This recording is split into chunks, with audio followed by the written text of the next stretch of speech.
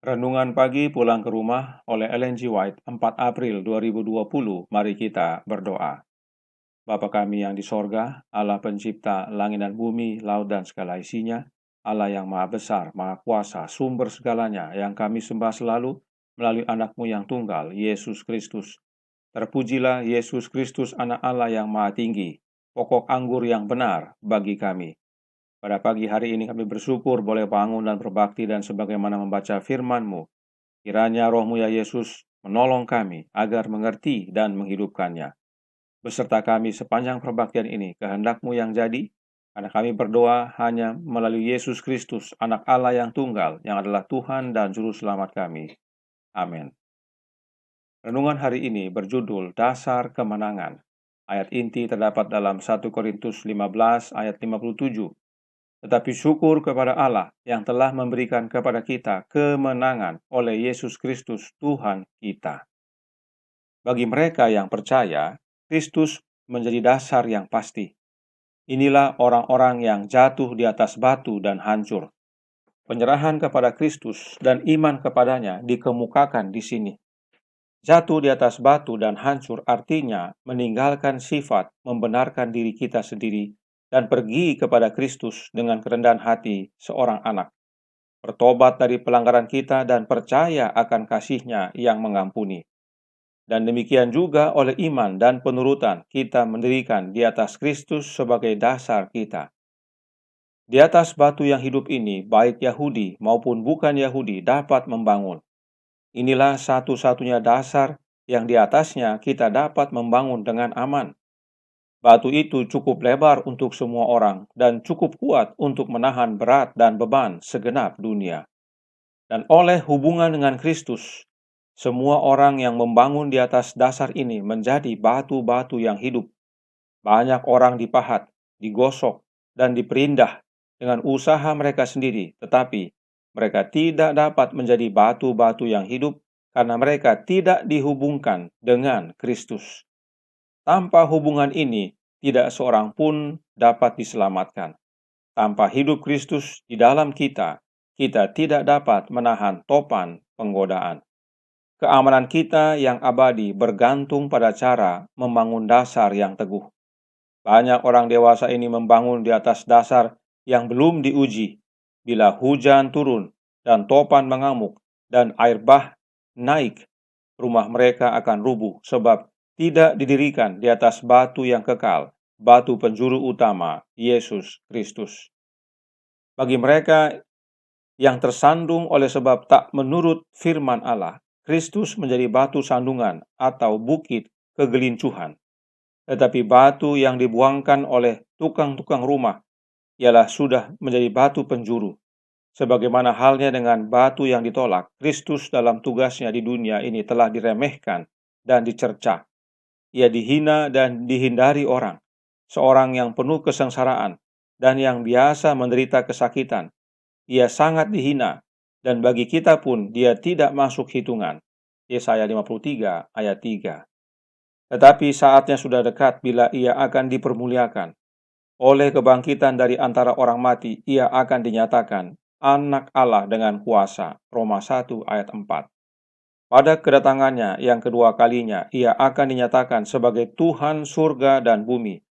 Mereka yang kini hampir akan menyalibkan dia, akan mengenal kebesarannya.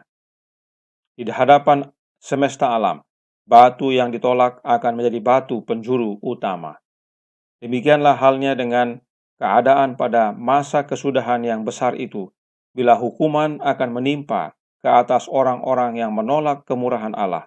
Pada waktu itu, Kristus yang menjadi batu sandungan bagi mereka akan kelihatan kepada mereka sebagai suatu gunung pembalasan. Saudaraku dalam Tuhan, renungan hari ini dengan jelas menyatakan bahwa Kristuslah dasar yang pasti. Karenanya dasar atau fondasi kemenangan sudah pasti adalah Kristus itu. Dialah batu penjuru utama. Itu sebabnya ayat inti hari ini menyatakan bahwa Allah memberikan kemenangan kepada kita melalui Yesus Kristus yang adalah Tuhan kita dan yang adalah anak Allah. Nyonya White sebutkan bahwa Kristus adalah batu yang hidup. Hal tersebut selaras dengan firman Tuhan. 1 Petrus 2 ayat 4. Dan datanglah kepadanya batu yang hidup itu, yang memang dibuang oleh manusia, tetapi yang dipilih dan dihormat di hadirat Allah. Petrus menuliskan bahwa Kristuslah batu yang hidup itu, batu yang dibuang oleh manusia, tapi dipilih dan dihormati di hadirat Bapanya.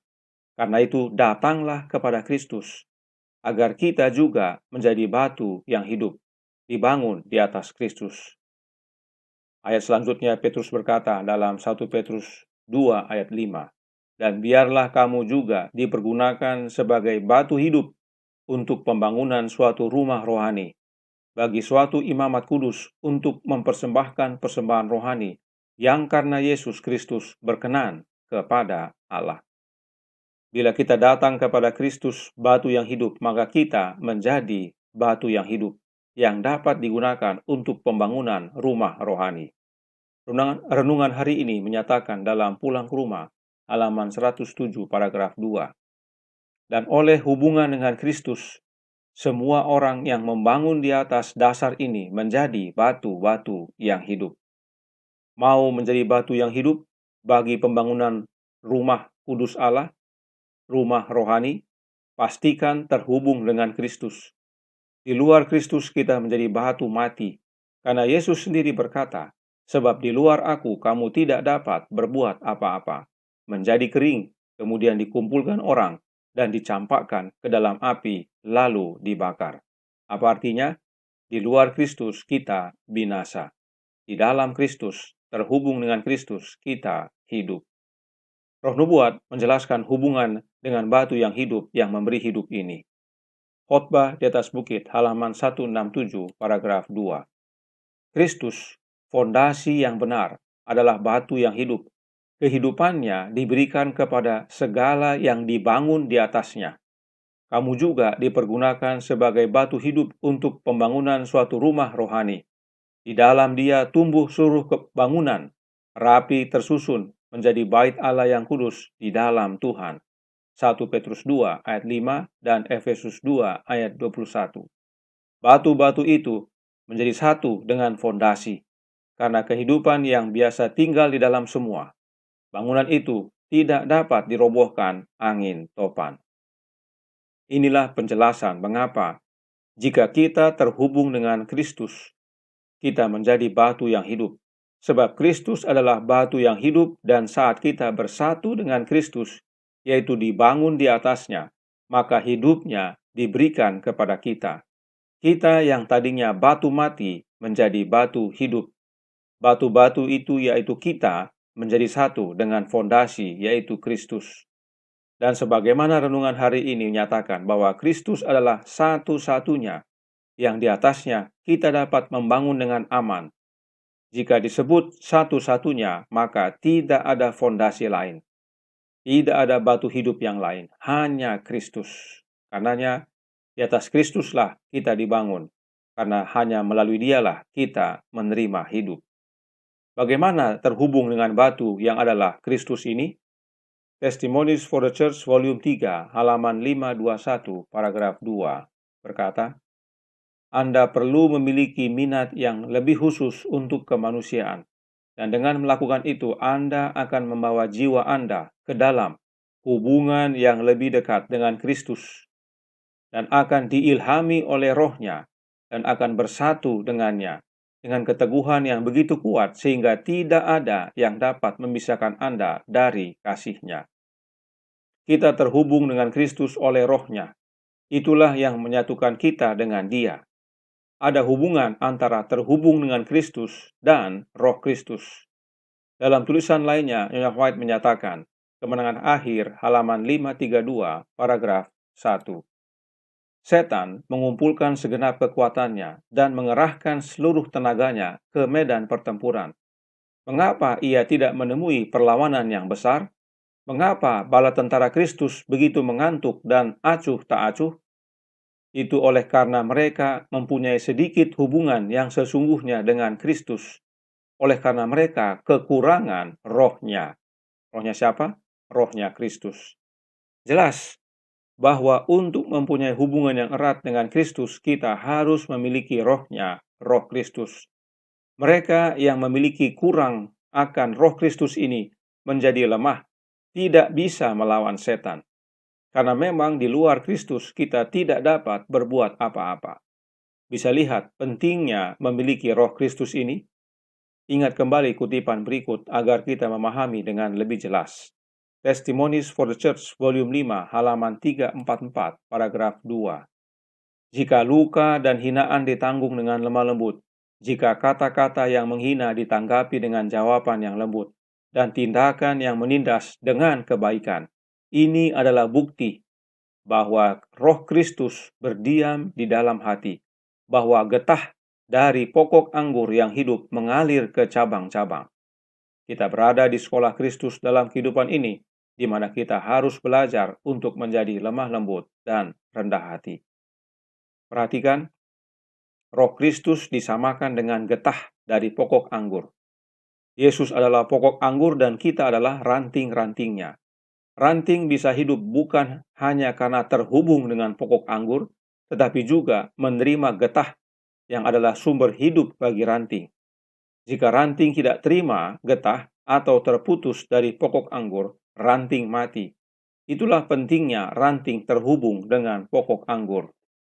Aplikasinya, kita harus terhubung dengan Kristus yang adalah pokok anggur, agar kita menerima hidupnya, yaitu rohnya yang adalah getah, agar kita ranting bisa hidup. Ini semua Yesus jelaskan dalam Yohanes 15, pasal yang menjelaskan tentang penghibur. Bisa lihat bahwa hanya dalam Yesus kita bisa menang. Dan itu dengan menerima getahnya, rohnya, hidupnya. Sebab itulah cara kita bersatu, terhubung erat dengan Kristus. Penjelasan kutipan ini membantu kita semakin jelas memahami pernyataan berikut ini. Pulang ke rumah, masih dari halaman 107, paragraf 2. Tanpa hubungan ini, tidak seorang pun dapat diselamatkan. Tanpa hidup Kristus di dalam kita, kita tidak akan dapat menahan topan penggodaan. Hubungan ini adalah hubungan pokok dan ranting, sebagaimana ilustrasi di sebelah kanan. Hubungan yang dimaksud adalah hubungan antara ranting dengan pokok anggur tersebut. Dan dengan hubungan itu, ranting menerima hidup, yaitu getah atau roh Kristus. Jadi hidup atau getah itu adalah rohnya Kristus, sebab memang roh itu adalah hidup. Perhatikan, hidup itu harus di dalam kita, sebab memang getah itu di dalam ranting dan bukan di luar ranting. Karenanya, roh Kristus harus tinggal di dalam kita, sebagaimana Efesus 3 ayat 17 nyatakan, tinggal di dalam hati kita oleh iman. Inilah penjelasan untuk membantu kita mengerti hubungan antara batu hidup dengan kita yang adalah batu mati. Bila mana kita terhubung dengan batu hidup yang adalah Yesus Kristus, kita yang tadinya batu mati menjadi batu hidup. Bila kita terhubung dengan Dia, maka hidupnya menjadi bagian kita dan kita menjadi hidup, sama seperti ranting menerima getah dari pokok anggur. Inilah dasar kemenangan itu, yaitu di dalam Kristus, melalui tinggalnya rohnya di dalam hati kita. Sebab Allah telah memberikan kepada kita kemenangan oleh Yesus Kristus anaknya. Apakah ada cara lain dan jalan lain? Tidak ada. Hanya Kristus saja, satu-satunya fondasi yang benar, fondasi yang sejati, fondasi yang utama. Karenanya, terimalah rohnya yang kudus, roh Kristus. Tuhan memberkati, saya bawa dalam nama Yesus. Amin. Mari kita berdoa. Bapa kami yang di sorga, Allah pencipta langit dan bumi, laut dan segala isinya, Allah yang maha besar, maha kuasa, sumber segalanya, yang kami sembah selalu melalui anak-Mu yang tunggal, Yesus Kristus. Terima kasih atas nasihat yang penting, sebab seringkali kami membangun di dasar yang salah, dasar yang lemah. Kami harus membangun di satu-satunya dasar yang kuat, dasar yang pasti, yaitu Yesus Kristus. Hanya di atas Dia kami boleh membangun dan menang.